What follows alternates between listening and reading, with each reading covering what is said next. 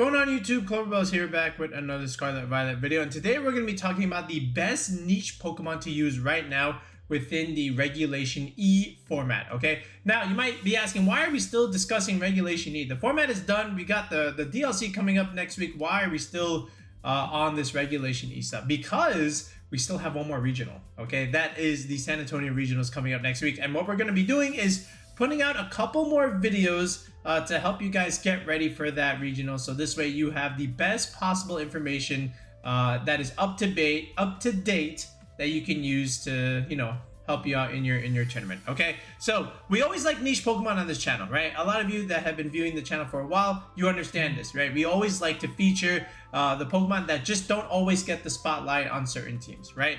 You know, they're able to fulfill a role and carve themselves a job on a squad, even though they don't normally get super high usage, right? Within the meta, of course. That's okay though, right? That doesn't mean Pokemon are bad just because they don't get used. It just means they need to be further explored, or they're only good on specific archetypes and teams, right? So, you know, outside of those teams, they don't really excel, as we all know. You know, that's why they're called niche Pokemon. But, you know, if you can find that job or that niche on your team that this Pokemon can fulfill, then it can do the job and it can succeed. Okay, so you know, it's always tricky to find that niche Pokemon, right? It requires a lot of testing, you know, trying out a slot here or there, and sometimes you're not just going to find the answer in one day. You're going to need a process. It's going to need like maybe, you know, a week, and depending on if you're testing by yourself or with others. But either way, you know, once you find that niche Pokemon, it just does the job so well. And even though it can't come to every game, okay, when it does come, it will fulfill that job that you want it to do, and it will do it very, very well. Okay,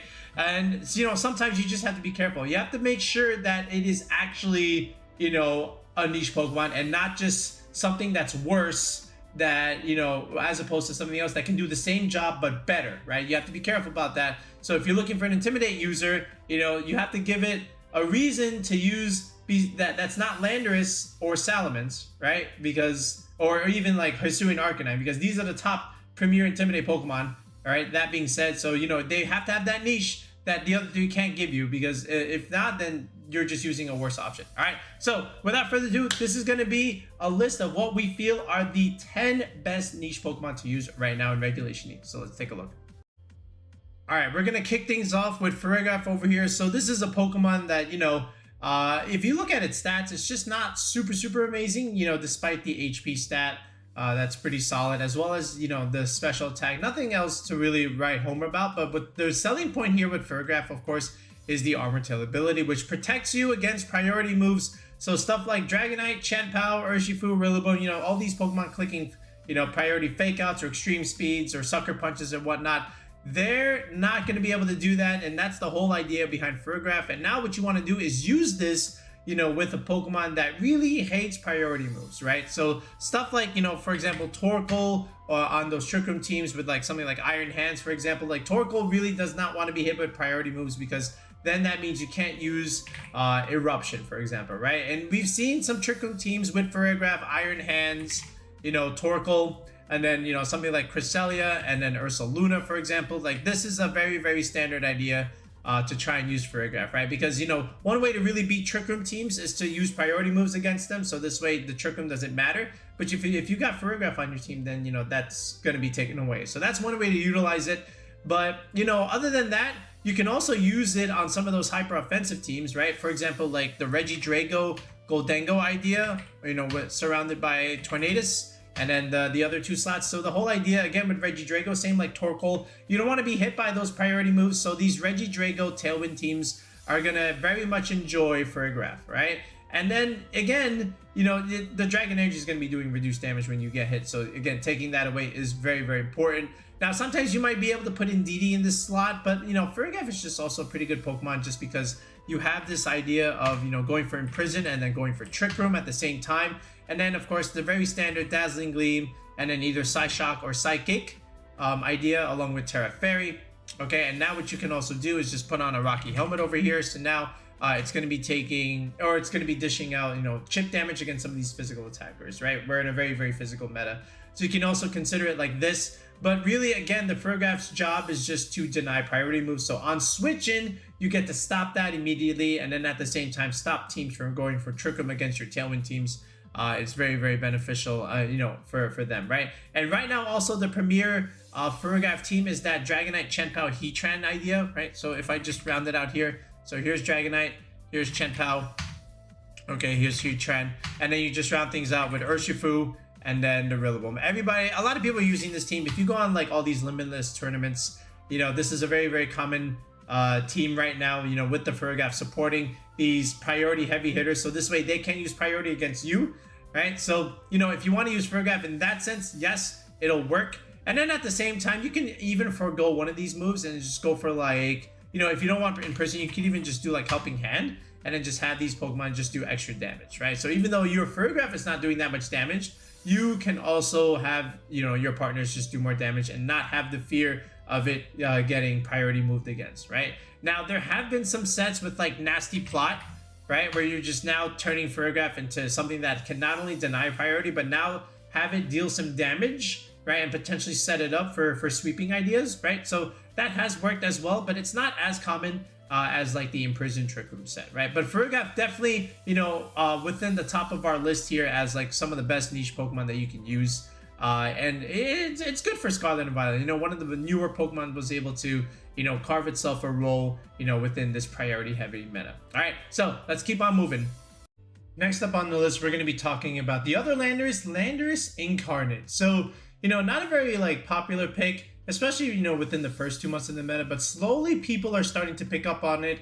And it was on that first place team, you know, that got first place, you know, in the November rank ladder. So all the more reason to use it, right? But now the question is, why is it not used all that much? And, you know, only within that specific Tornadus archetype is it really used. But there are some other instances where it does have some success. And we'll talk about that in a second. But what is the problem with Landorus, right? Why is it like a niche pick rather than like maybe an A or B tier Pokemon? So first of all, I look at the stats here. Like, it's a pretty decent special attacker, right? But the real selling point is, of course, the sheer force. But at the same time, look at that bulk. It's not like super bulky, you know, by any means. So it's a little bit easy to KO in that sense. And also, like, this speed is actually good and yet not so great. Because again, you get to outspeed stuff like Chiyu and pick up the KO that way, so that's good, right? But then at the same time, it's just not faster than some of the other faster threats, like for example, Iron Bundle or Flutter Mane, or even like Chien-Pao, especially Chien-Pao, right? Chien-Pao can just click one ice move, and then this thing, you know, you could eliminate 5 Landoruses with an ice move, right? Because of that 4 times weakness. So, you know, unfortunate for that, yes, I guess. But in all things considered, if you just consider the most popular set right now with Earth Power and Sludge Bomb, and then some third move, and then Protect. Usually this will probably be something like Sandsear Storm, you know, especially if you can couple this in the rain, and then Terra Poison here, right? So what can this do? So basically, think about like all the things that Earth Power and Sludge Bomb can hit, especially when you have Terrestrialization on your side. You could, you know, pretty much one shot like Arcanines and Chiyus, right? And then even the Ogerpon Heartflame Bass, you know, especially if they don't Terra, right? So you have that going for you. And then just other Ogerpons in general, right? You know, because of their grass typing, you have the poison move against them. You can also use Sludge Bomb against Rillabooms. They don't want to be taking that. And then even if the Terra Fairy Flutter Manes, Terra Fairy Heatrans, Terra Fairy Arcanines, if you can bait out those Terrestrializations, then all of a sudden now you have the Landorus in the back to come in and start clicking this poison move, and then they don't have any switch-ins for that, or they can't even survive that in that sense, right? So you have a lot going for you in that sense for Landorus. And then the typical team that you're really putting it on is something like this with Tornadus, you know, and then they usually run something like Rain Dance along with Tailwind, which is great because again, Landorus would love Rain Dance to be able to use this Sandsear Storm. This is basically special Precipice Blades. And then at the same time, Tailwind's going to be good because although you do have a 101 speed stat, which is not bad, but it's not like great yet, you know, it's okay. It's like above average. So like Tailwind is also going to be pretty good. And then from here, you know, you just consider stuff like Urshifu, and then, you know, the rest of like the other hyper offensive stuff that's running around, you know, Rillaboom, Iron Hands, you know, in that sense, right? So you can even consider that, or you can go a different direction here with the Landorus and couple it with Roaring Moon, Arcanine, okay, and then the Goldango idea, right? And then from there you can just run stuff like Urshifu, where's that Urshifu? And then even stuff like an Ogerpon here, right? I think Ogerpon, even Ogerpon Wellspring makes sense, and then you can just have something else here in this last slot, right? Like maybe even like an Iron Hands, for example, just some fake out user, or just Rillaboom. So think about what Landorus I can do here. So like, you know, if you have like Make It Rain, you know, people want to defensively Terra against the Make It Rain, for example, you know, maybe Steel to like try and resist it, right? And even something like, you know, and then Landorus can just pretty much, you know, one-shot that, because now you're clicking a ground move against other steel types, right? And then even like Ogerpon here with the Ivy Cudgel, maybe you go like a Grass Terra, for example, and then Landorus does great into that because, you know, you have a Sludge Bomb to click into that, right? I think even Aaron Zhang said something like this when he was featuring the squad, but that's the whole idea, right? You're using Landorus to fulfill this role on either a Tailwind offensive or like a balanced team to try and bait out certain terrestrializations that maybe the rest of the team doesn't really deal with, but Landorus can deal with, right? So that's the main niche out of it. And again, you're special attacking Landorus, so you're not going to get Intimidate cycled either, right? Because you just don't care. You're a special attacker anyway. But yeah, it's just going to be dealing so much damage, especially from the special side. So not too many things want to be able to be taking any of those hits, right? So let's keep on moving here. Next up here is Salamence. So, you know, Salamence, again, you know, outside of Hisuian, Arcanine, and Landorus, there weren't really many Intimidators being used. You know, some Gyarados here and there, but not, other than that, not a whole lot. And then all of a sudden, Salamence starts picking up towards the end of the meta, you know, within good reason, right? We started using this in Regulation D. We saw the potential even then, all right? And now people finally started picking up on it, right? And what does Salamence do that maybe the other two can't do, right? Well, first of all, you can utilize Salamence as a special attacker. That's the first thing. So something like this with Draco Meteor and Air Slash has been the go-to set right now. You know, just because you are a special attacker, you're not going to get yourself intimidated, unlike an Arcanine or a Landorus, which you yourself can intimidate, right? And then at the same time, what other tool can you provide that the other two can't, right? Again, this is what we talk about with the niche role. You can give yourself Tailwind for your team, right? Which is something that Arcanine and Landorus can't do, right? And then at the same time, you have Recovery here with Boost, okay? So you get to stay on the field, survive things, and then, you know, maybe you get another Tailwind, you know, at a later date. Okay, and then Rocky Helmet here is the set that we used back in Regulation D, and it's the more popular one right now in Regulation E, because you're able to just deal like good chip damage against some of these physical hitters, right? And then what's really good about Salamence is that Dragon Flying typing. So now you're really good against the Urshifu Rapid Strike. So you're able to resist water moves and you're able to resist fighting moves, right? We've been saying this, you know, for months now. That was the main niche of Salamence, okay, to be able to deal with the Urshifu Rapid Strike. Okay, and now you have this against maybe even the Ogerpons too, right? Because the Ogerpons are using grass moves, fire moves, water moves. Salamence does great into all of those. So there's your niche there. And then at the same time, again, you're a flying type, so you can always pivot it in into something that maybe doesn't want to be taking ground type attacks. So there's your idea there with Salamence. Okay, and you know, it has roles, whether it's on a rain team or some of these more balanced teams. Right now, the premier team to try and use it is this, you know, with Iron... King Gambit, okay, Fluttermane. Here's your Dragon Fairy Steel Core. Then you have something like this with Heatran, Rillaboom, you know, your Fire, Water, Grass Core, and then some water type here. Usually this is something like an Ogerpon, right? Or it could even be the Urshifu. This is the top Salamence balanced team right now, ideally, you know, for good reason, right? Look, you got Intimidate, you got Fake Out Pressure over here, right? And then you have a Redirector over here with Follow Me, okay? And then you just have good, solid, strong hitters. You have a King Gambit here with priority, and then you have Swords Dance, which you can set up easily, you know, whether you have Ogerpon or just Intimidate with Salamence, you know, put it in position where now you can just keep clicking Sucker Punch, +2 Sucker Punches, right? So Salamence is more of a niche support role in this team, right? You're just able to give yourself some speed control and then just Intimidate cycle, weaken physical hitters, so this way your Fluttermane gets to stay on the field and keep dealing damage, right?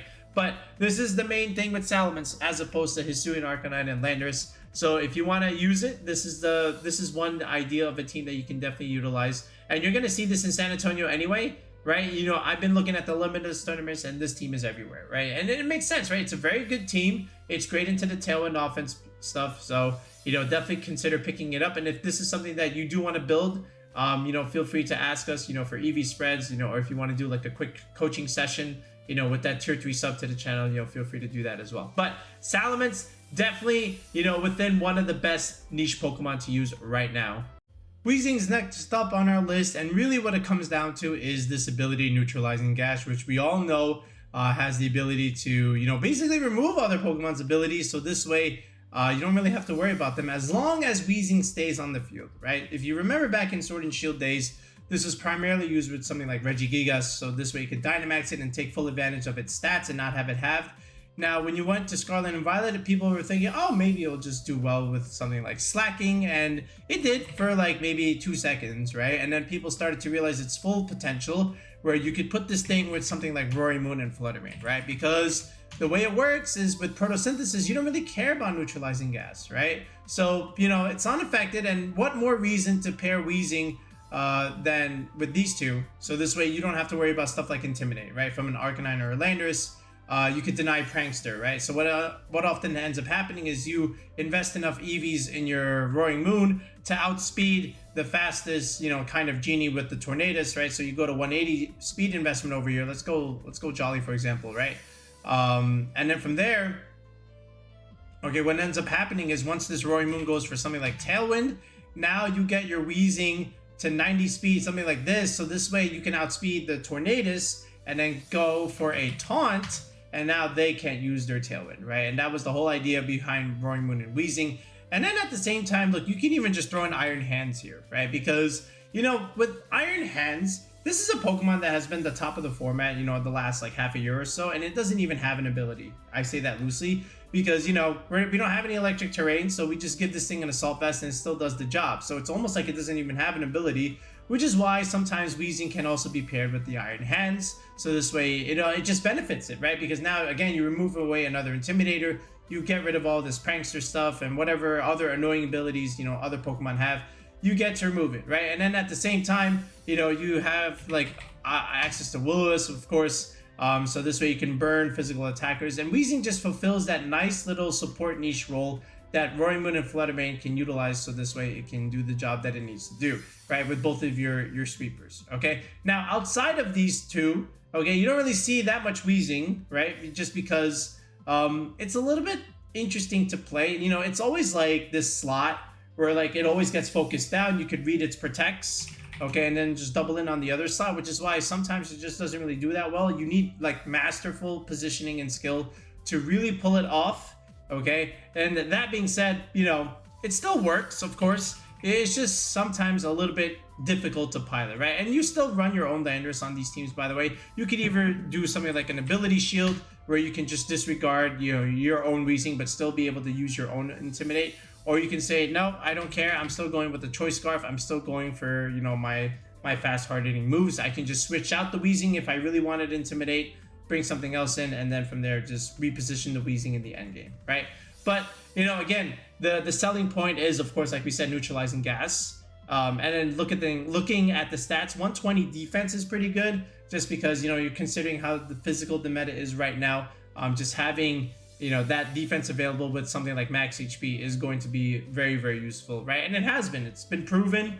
You know, again, anytime you can just disable abilities is going to make you a player within the meta, and Weezing has shown that. So, you know, shout outs to you Weezing players. You did it. You made it in regulationE. So, you know, we'll see if this is still going to be the case in regulationF. But as far as E, Weezing definitely belongs in the discussion as best niche Pokemon. Milotic is also one of our personal favorites and when discussing niche Pokemon, and we've done a relatively solid job in trying to use it in some of our teams. We've made Roaring Moon Milotic teams, and all of those teams have had success. They've had tournament results, so that's good. And it just shows to show you, like, you know, Milotic has that niche within the meta as being this anti-intimidate deterrent, right? Because again, with competitive, if you want to intimidate the Roaring Moon, you're going to give the Milotic a competitive boost, and with a base 100 special attack stat after 2 boosts, it becomes rather threatening, right? And there's lots of different ways to actually use the Milotic, but, you know, for the most part, it's going to be like Scald over here. You're going to have Recover, ideally. You're going to have something like Icy Wind for speed control, and then Protect over here. This is a very standard Milotic set, you know, just helping Roaring Moon with the speed control, because you can't always rely on Tailwind at times. Okay, and then from here, you know, the Milotic can also go for something like Haze, where you can use that against potential setup, right? So if you need something to, you know, remove Swords Dance, Nasty Plot stuff, or even like Dondozo buffs, or those Iron Defense Body Press shenanigans. You can just haze away their buffs, and then that will be your niche, you know, on this kind of team to be able to counter stuff like that, right? And then not only that, you also have this Coil Hypnosis Hydro Pump set, right? There's a Hydro Pump and then here's Hypnosis. So the idea here is to use Milotic to be able to sit on the field with a bunch of coil boosts. And even though we're not really using, you know, physical attack, what we are using is that defense boost and that accuracy. Because if you consider, like, you know, the defense here, you know, with 79, now you add something like an Intimidate, like let's say something like Landorus over here, and now the Milotic all of a sudden becomes very, very difficult to remove. And now you just Hypnosis everything, 100% accuracy, Hydro Pump everything, 100% accuracy, and now all of a sudden Milotic becomes the main sweeper, right? And then if you just put like an Ogre Pawn here, for example, like this is one of the teams that we really built. You could do Iron Hands here and then something else here in this last slot. Probably the Ninetales with the screen stuff. This is one of the teams we made. You could even put like Roaring Moon here. So like, for example, if I just take away Ogre Pawn and this, you could do like Arcanine, all right, and then Goldango stuff, right, and just revolve the team around this archetype. But again, the whole idea with the Milotic is that, you know, you want to intimidate Roaring Moon, Arcanine, and Iron Hands, but then that just means Milotic is just going to be able to sweep you potentially, right? So it also does well behind the screens, right? Just relative chip damage, sitting behind screens, just getting recovery with leftovers, and also like the speed reducing stuff. Like if people want to use Bleak Wind Storms on you or Icy Winds on you, and then at the same time you're just going to be benefiting off of that if one of those things procs, and just go for competitive, right? So Milotic, you know, you do have to take up your Urshifu slot in this sense. Like you might wonder, like, can I be more aggressive here with Urshifu or like an Ogre Pawn? And the answer is yes. So, you know, which is why you have to consider Milotic, like, you know, it does have this niche role, but, you know, there's more times than not than that Ogre Pawn and the Water Urshifu are just going to be better overall. But any kind of competitive user is going to have a niche within the meta. Look at Galarian-Articuno, for example, right? Now all of a sudden that's starting to rise a little bit, you know, thanks to Jamie Boyd. But, you know, here's another good example. Like Milotic has been like a very solid B tier Pokemon throughout regulationE. We had it in A, but that's because like we're a little bit biased. We've been able to get a lot of good success, you know, out of Milotic. Our teams have had a lot of success with Milotic at, you know, earning CP for people. So I stuck with it in A. That's like our personal tier list, but overall I would say it's just been like a very solid B tier niche Pokemon. Regieleki is next up for discussion, and for the longest time, you know, people stayed away from Regieleki just because of, you know, the nerfs that it had, you know, this time around in Scarlet and Violet, and also because it's a priority meta where things are just disregarding Regieleki's speed stat and just going for sucker punches and grassy glides and whatnot, and, you know, extreme speeds, of course. And, you know, Regieleki wasn't really allowed to play the game as a result because of it, right? So now people have, you know, well, not people, but more specifically Mr. Vovo Max Ben with second place Regieleki at the LAIC found the way to really hone in on what his team really needed. And, you know, it was on this squad with like Tornadus, and then along with the Fluttermane, the Chi-Yu, okay, and then even something, I forget what was the rest of it. Oh, and then Indeedee, right? So the whole idea here was that you needed a little bit of help for Fluttermane and Chi-Yu because it still gets outsped by something like an Iron Bundle. Yes, we do have a Tornadus on that send, right? But at the end of the day, you know, just having the fastest Pokemon on your side of the on your team, you know, with Electro Webs, just being able to get speed control completely back in your favor, helped a lot, right? And Regieleki was also pretty good into something like Urshifu, for example, you know, just having a super effective electric move, right? And then you could just remove those priority moves against Regieleki by having the Indeedee here, right? You know, because of Psychic Terrain. So, you know, the Eleki was able to help patch up the Fluttermane Chi-Yu stuff. And then at the same time, like, even though Transistor got nerfed, because you have Chi-Yu on the field, now all of a sudden Eleki's doing even more damage, right? So you have that going for you. But, you know, and then people started just using Terra Blast, Terra Ice. So this is your workaround, you know, with Landorus, because now all of a sudden you have an Ice move here, which is the main deterrent for Regieleki, right? Because, you know, Landorus was always an instant win against Eleki because you didn't have any electric moves that could do anything against a ground immunity, right? I'm sorry, electric immunity, that's what I meant. So, you know, from here, it's just all about like, okay, look, I got this damage dealer in Regieleki. It's a special attacker, which meant, in a physical meta, that's pretty good because now, things are EVing their Pokemon for, physical defense EVs, not really counting so much special. And now this is where Regieleki can come in and take advantage and punish because of that, with your special attack stats and, and hard-hitting moves. You could slap on a Choice Specs here, you could put on Life Orb here, you could put Magnet. But either way, Aleki found a way to help balance out, the Fluttering and the Chiyu stuff. And then at the same time, it's also just very, very good with Tornadus. We saw that in the Sword and Shield days. So, all the more reason to bring it back over here. I want to see what this thing can do, when you pair Kyogre with Tornadus, right? I want to see if Regieleki can come back again.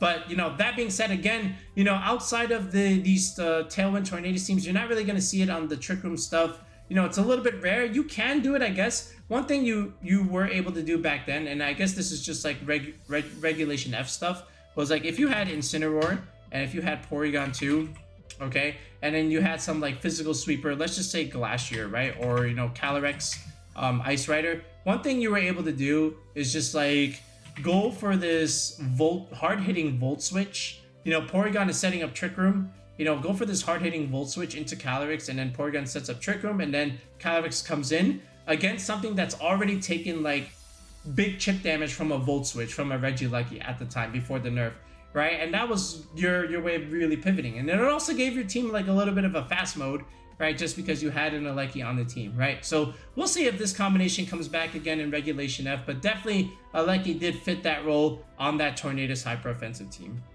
Volcarona, another one of our personal favorites in terms of niche Pokemon, right? We've been using this thing, even since Regulation A. It's an absolute monster when you're able to set it up properly. And really what it comes down to is, it with Flame Body, and then even something with like Rocky Helmet or Leftovers over here, for example, like Flame Body just absolutely cripples physical attackers because 30% chance for burn is annoying, right? And then at the same time, Quiver Dance, one of the best setup moves in the game. You raise up your special attack, special defense, and speed by 1, and then all of a sudden you have Giga Drain over here. And then now the Volcarona just doesn't even die. And then you have something like Flamethrower over here, and then finally you just have Protect. This is Volcarona's job. Just be able to set up a Quiver Dance, get all this bulk going, all this speed going, and then just start sweeping, right? And if you're worried about physical defense, this is where you bring in something like Landorus for an example. Just to, have Intimidate on your team, make this a little bit more physically bulky. You've seen like Volcarona King Gambit with screens, right? Like this is what we did with the Ninetales, right? And then you even had something like Sinistcha over here just to be able to help recover, right? This was another concept. But the whole idea with Volcarona is that it was just such a deterrent to some of these physical attackers, right? And even against Urshifu, right? If this was like Terra Grass Volcarona, and then you just set up a Quiver Dance and then you just click Giga Drain on the Urshifu, right? And then all of a sudden you get all this health back. You're able to do very well against Rillaboom, okay? And even against Ogerpons to an extent, right? Especially the Water Pond if it Terras, with Giga Drain. Now that means, again, you do have your own fire typing that you do have to watch for, in that sense. But, again, Terrestrialization is an option in this game. But definitely very, very good into a lot of different things, especially like, Dragonite doesn't want to be taking that, especially with the Choice Band. You do have to watch out for Suing Arcanine. You do have to watch out for Heatran. Heatran like completely walls the Volcarona. But, in the right team, like take the team that Kiana and I made, right? With the screens Volcarona with King Gambit, like I just showed you over here. And then you just have something like the Ogerpon, for example, just to deter the Urshifus away from the Volcarona, right? Now all of a sudden you can help set up because now you have Follow Me, okay? You can set up your Quiver Dances and then just start clicking Flamethrowers and Giga Drains and, just stay on the field and be annoying, right? And that was Volcarona's job on this team. Be that hard-hitting, special attacking fire type, right? Now, if you had an Intimidator on your team like Landorus, you did not need Arcanine. So what were your options for a fire type attack, right? You could use something like Heatran, right? You could use something like the other Ogerpon, right? The Heart Flame Mass if you weren't using this one, okay? And then, Volcarona all of a sudden was an option, right? You're like, oh, okay, wait, this can really cripple those physical attackers and then start sweeping. Then you had stuff like Rage Powder and Tailwind, right? People forget that Volcarona also has access to Rage Powder and Tailwind. So if you needed Volcarona to do this for you, right, it had that option. But this was more like Regulation A sets. I think the power creep is too good for this kind of stuff for Volcarona. I feel like Flamethrower, Quiver Dance, and then just a Giga Drain and Protect was enough to help utilize it within the Reg E meta. Okay, but in the grand scheme of things, I feel like, you know, Volcarona was definitely a nice little sleeper pick, you know, that the format could have used, right? Again, just watch out for Heatran, but overall, I think it's a very, very good mon. Next up, Sinistcha, another good niche Pokemon that we have, and really it's all coming down to hospitality, restoring your allies' HP. So you just have to consider, you know, if you have a Pokemon that normally does a lot of damage to itself, you know, for whatever reason. I can think of a few, you know, people have been using Galarian Moltres like ourselves, because, you know, when Moltres dips below half, you get to activate Berserk. Now, if you switch in Sinistcha, you can heal yourself again and start double dipping into Berserk, right? Kamo was another one that also utilized Sinistcha relatively well because of the Clangorous Soul combination, you know, where you're just chipping away your HP, you know, and then, you know, getting all these stat boosts, but you still want to recover your health a little bit, right? So this is where Sinistcha came in, was able to do the job, okay? And then you also had something like Snorlax, right? You know, Snorlax, you know, with the belly drum stuff, also definitely appreciated Sinistcha to an extent, you know, a little bit earlier on. Think about Wolfglick's team, right? You get to, you know, sometimes the berry's just not enough,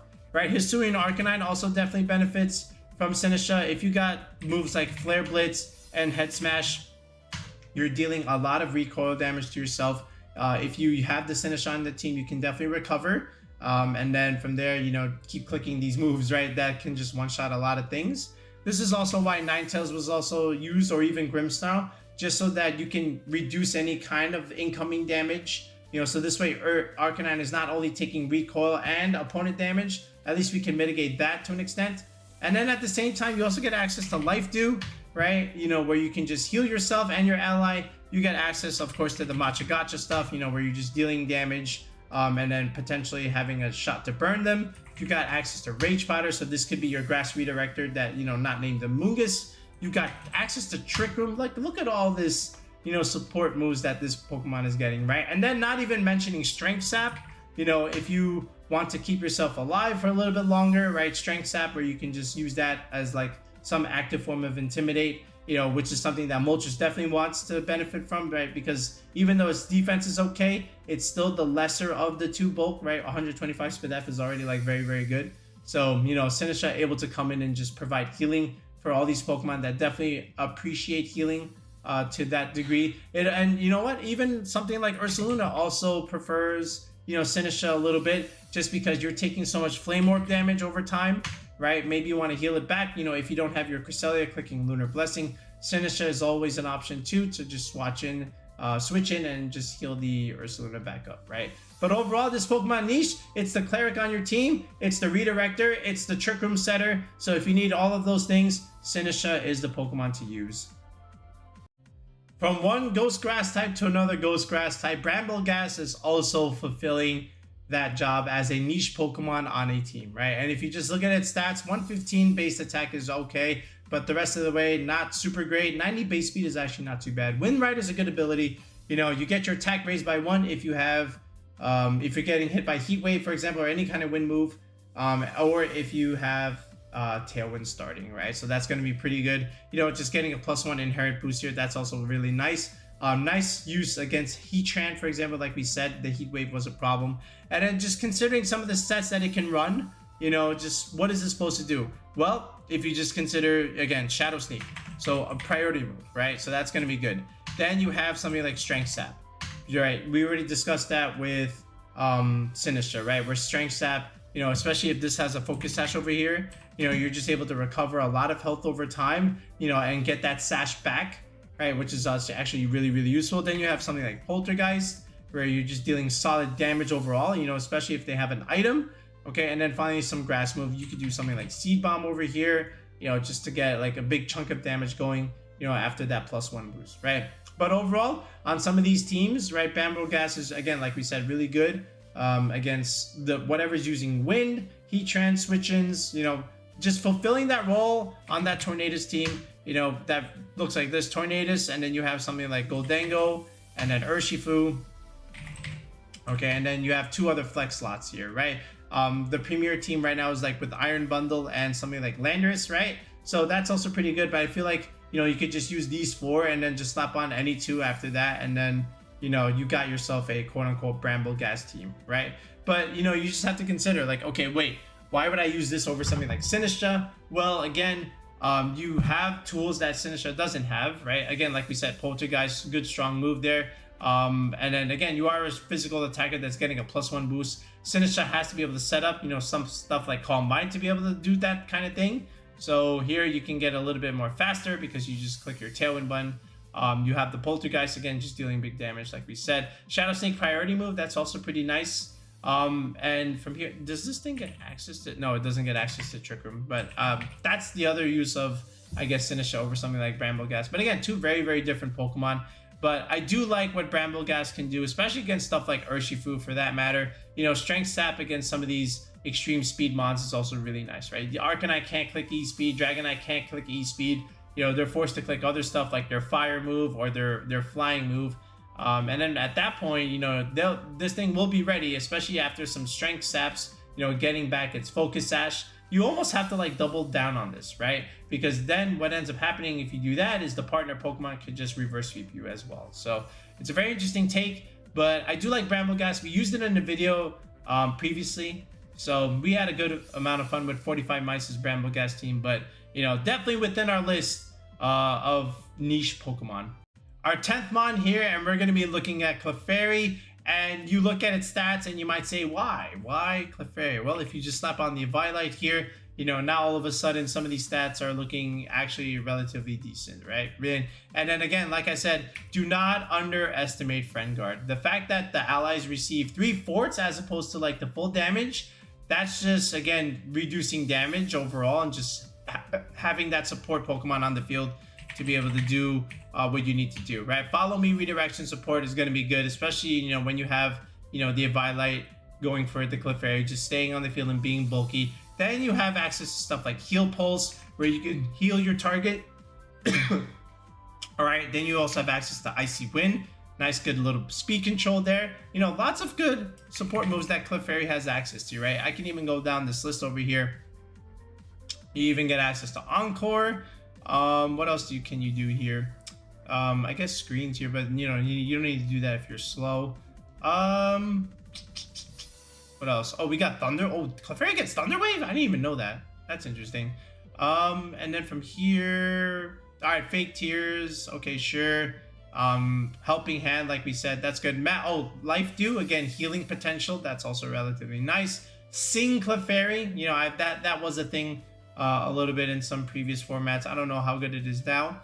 And then from there, yeah. All right, but anyway, you know, good, decent amount of support moves. Okay, really enjoy success with something like, for example, Kamo, right?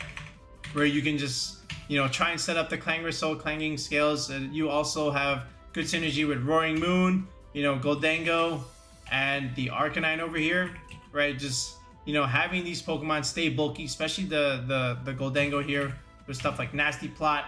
You know, Goldango being weak to Dark types, put it next to a Fairy type that can redirect incoming Dark types, and you don't even care about them because, you know, you're a Fairy type resisting Dark type damage, so you could definitely consider that. But then at the same time, look, you got the Roaring Moon, you can have, you know, Tailwind security, as we say, right? Because you can redirect and just provide Friend Guard support so the Roaring Moon doesn't die immediately. Okay, same thing with the Arcanine here. If there's an Urshifu as a lead, you can deter the Urshifu and then just have the Arcanine do other things, you know, whether it to be the Ursh slot or maybe even to the other slot. But like I said, there's no other Pokemon right now with like this kind of toolkit with Friend Guard as well. You know, there is a few Friend Guard users, but, you know, they're not Clefairy, so don't even start me on that argument. But yeah, Clefairy rounds out our top 10 list. Now what we're going to do is show you one honorable mention and get you guys out of here. Our honorable mention goes to the Galarian-Articuno, which now people are starting to pick up on, you know, thanks to Jamie Boyd having good success with it. And it's another competitive user, just like Milotic, right? But unlike Milotic, Articuno actually does like good solid damage, right? So freezing Claire is a good move, right? Again, 90 power, 100% accuracy. You have a chance to freeze the target. And one thing that you could do that Milotic can't do is set up Trick Room, but also set up Tailwind. You know, a lot of people forget that Articuno can do both, right? Tailwind and or Trick Room, depending on what you need. You can make this like extremely bulky over here with the max HP stack. Go like modest over here, something like this with 36 EVs, and then just dump the rest over here into something like this, right? And then from there, just go ahead and go nuts with the Articuno, right? But again, you know, it was also a really good partner with Roaring Moon, like Jamie Boyd said, you know, just because if you just consider the fact that Roaring Moon's weak to fighting moves, you know, Articuno can definitely switch into that. You know, you just resist that entirely, you know, with something like this, okay? And again, if you want to intimidate the Roaring Moon, or if you want to get speed control on it, you're going to be doing that to the Articuno as well. And trust me, when I say that you do not want to be doing that to an Articuno with a base 125 special attack stat, okay? So that's one thing you have to consider there. And then you have like some decent support move. I know it was like Terra Ground, Terra Blast, Terra Ground. Like, that's okay. You can even do like some other stuff. Did this thing get Hurricane? It did get Hurricane, so I guess there's that, but you know, sometimes that's not consistent. It does get Air Slash, so you have that going for you, I guess. But you know, Articuno being that deterrent, you know, for Intimidate, you know, we'll put it as a place in the meta. Now, that being said, you are weak to, you know, other dark types, like another Roaring Moon, for example, unless you have another secondary move besides Freezing Glare. So you have to keep that in mind. You're also weak to Rock Slide stuff. You're weak to, you know, the Iron Hands clicking Wild Charge against you. You're weak to Chen-Pao clicking Icicle Crash. Like, again, you know, you have all these weaknesses, and the Psychic isn't really helping you in that sense. It's just adding to it, right, if anything. So, you know, just be careful there. But again, Articuno still can be solid if given the right time to explore its sets, as well as, you know, the right team. But I feel like, you know, on a Roaring Moon balance team, it should do well, and it should fulfill that Milotic role as well. Okay, in the grand scheme of things. So yeah, but that's it. Let me know what you think of our list of the best niche Pokemon right now. Which one you're using? Which one will you use if I did convince you? And you know, which one do you think I left off the list as far as like best niche Pokemon right now? All right. And if you're trying to continue your building for San Antonio, if you need a little bit of help with your team building, feel free to sign up for coaching on the channel with that tier 3 sub. In the video description below, there's a link to click that you can click to join the channel with that tier 3 sub. Or if you look in the comment section, there is a pinned comment where, again, you can click that link and join the channel. And then from there, you're able to message me and then coordinate a coaching session with me, which is done on Discord. And then from there, we are able to build you that team that you need to be able to compete at the regional level. All right, we'll be back with another video in the next one, guys. Peace out and have a good one.